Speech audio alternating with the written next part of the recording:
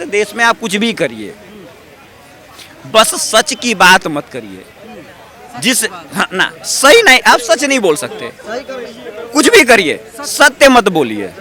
जिस दिन आप सच बोलेंगे उस दिन भाईचारा खतरे में आ जाता है, देश खतरे में आ जाता है, और ज़्यादा बोल देंगे तो 6 इंच छोटे हो जाएंगे। अखिलेश यादव के शासनकाल में उनको सुप्रीम कोर्ट से मुजफ्फरनगर दंगों के लिए डांट पड़ी कि भैया तुम एक ही कम्युनिटी को कैसे कंपनसेशन दे सकते हो, किया ना। तो जिनका ये काम है उनके बारे में तो सवाल उठेगा। तो संभल दंगों में जो हुआ है उसके जो आरोपी है वही लोग वहाँ से छोड़ के जा रहे हैं। भैया कितने मंदिर निकल गए, कितने लोगों के घर निकल गए, कितनी प्रॉपर्टी निकल गई। भैया 5 स्क्वायर किलोमीटर का संभल का एरिया 7 स्क्वायर किलोमीटर किसी ने दान कर दिया, और वो भी दान करने वाले के घर वाले अंडे बेचने लायक नहीं है। तो भैया इस देश में इतना भ्रष्टाचार हुआ जिसकी कोई सीमा नहीं है।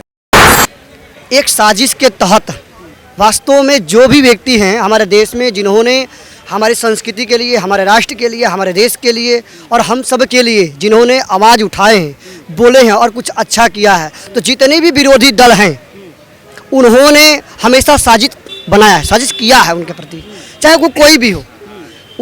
उनको तो ये चीज़ पचती ही नहीं है उनके अंदर। क्यों नहीं पचती है? वो देखते हैं कि ये व्यक्ति जिसको मैं टारगेट बना रहे हैं, जिनको वो टारगेट बना रहे हैं, वो व्यक्ति किस प्रकार से इतना होने के बाद भी ये किस प्रकार से उसका सहयोग कर रहा है, समर्थन कर रहा है, उसमें कार्य कर रहा है, जिन हेतु में आप बोलना चाह रहे हैं। तो एक टारगेट बनाते हैं ये, और जानबूझ कर करवाया जाता है और करते हैं ये।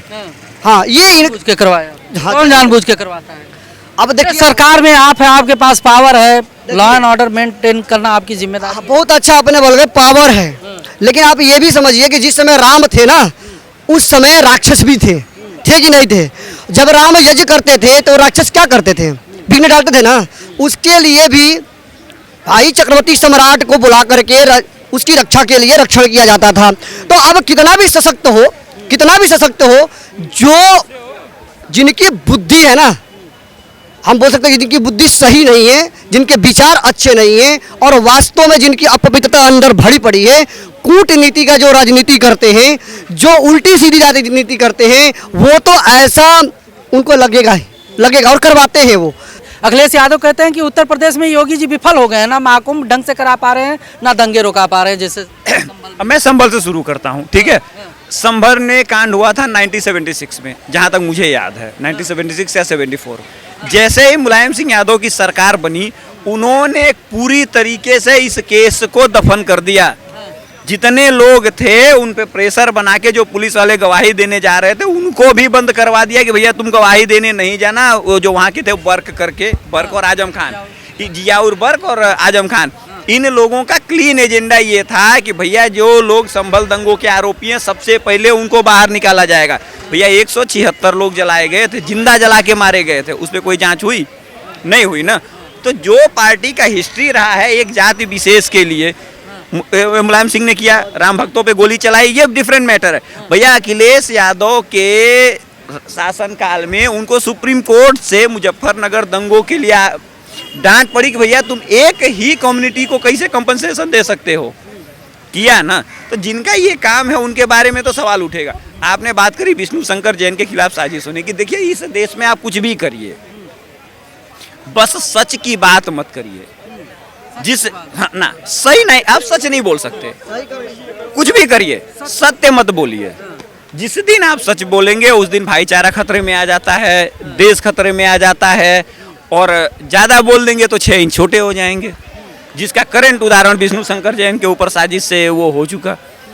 कमलेश तिवारी हो, चाहे नुपुर शर्मा का विरोध करने वाला कन्हैया लाल हो, दिल्ली दंगों में वो अंकित शर्मा जो आईबी का इंस्पेक्टर था वो रहा हो। तो देखिए इस देश में जब आप सच की बात करेंगे तब आप 6 इंच छोटे हो जाएंगे। ये इस देश का हिस्ट्री रही है, ठीक है। लेकिन उस टाइम पे देखा गया था कि अखिलेश यादव कहते थे कि नहीं, मजलूमों पर जो है अत्याचार हो रहा है संभल में। भैया मजलूमों, बाद में पता चला कि पाकिस्तानी कनेक्शन है, विदेश में बैठे हैं। मजलूमों पे कौन सा अत्याचार हो रहा है? भैया देखिए अभी वहाँ मुजफ्फरपुर से लोग पलायन कर रहे हैं, संभल से सुनने में आया है ना कि भैया पलायन कर रहे हैं, सरकार विफल होगी। अरे भैया पलायन कौन लोग कर रहे हैं और क्यों कर रहे हैं ये भी तो जान लो। पलायन 2 लोग करते हैं, एक कश्मीर में हुआ था, ठीक है, उसके बाद दूसरा पलायन जो हुआ था वो मुजफ्फरनगर दंगों में हुआ था, उसमें दोनों जातियों के लोग थे। संभल में 1976 में पलायन हुआ था, वो बेचारे आज तक नहीं जा पाए, अब उनकी ज़मीनें निकल रही हैं। ये बात बताइए कि अगर 4 लोग घर छोड़ के जा रहे हैं जिनके दंगों के आरोप में पोस्टर लगे हैं, मान लीजिए मैं आरोपी हूँ, मेरा पोस्टर लगा हुआ, आप मेरे संबंधी, अगर पुलिस आपके घर पहुँच गई और आपसे पूछताछ करने लगी तो आपको रुकना, आप रुकेंगे या छोड़ के भाग जाएंगे? पुलिस दबिश देगी तो आप भी छोड़ के भाग जाएंगे। क्यों? क्योंकि आपको पता है कि भैया मेरा साथ वाला जो है वो गुनाहगार है। तो संभल दंगों में जो हुआ है उसके जो आरोपी है वही लोग वहाँ से छोड़ के जा रहे हैं। भैया कितने मंदिर निकल गए, कितने लोगों के घर निकल गए, कितनी प्रॉपर्टी निकल गई। भैया 5 स्क्वायर किलोमीटर का संभल का एरिया 7 स्क्वायर किलोमीटर किसी ने दान कर दिया, और वो भी दान करने वाले के घर वाले अंडे बेचने लायक नहीं है। तो भैया इस देश में इतना भ्रष्टाचार हुआ जिसकी कोई सीमा नहीं है, ठीक है। तो वो चलता रहेगा।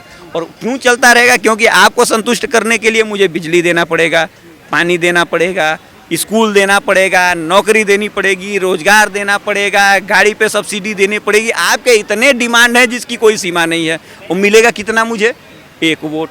ये भाई साहब हैं, इनके लिए मुझे इतना ही कहना है कि भैया अगर ये पत्रकार महोदय को तुमने सत्ता दे दी तो तुम्हारी सत्ता का नाश हो जाएगा। इनके लिए ना मुझे कुछ नहीं करना है, तो भैया मैं आपकी क्यों सुनूं?